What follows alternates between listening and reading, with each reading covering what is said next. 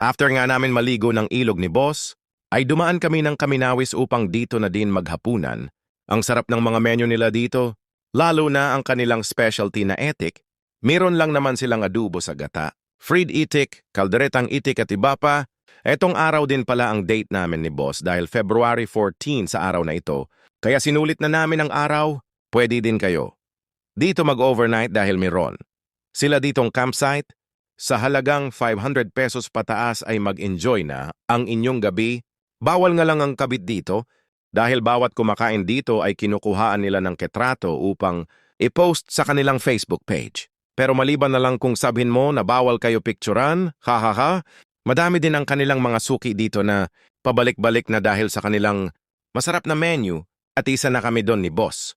Dito lang pala ito sa Tanay Rizal sa kahabaan ng Marilake Highway. Search nyo lang sa Google Map ang Kaminawis Restaurant.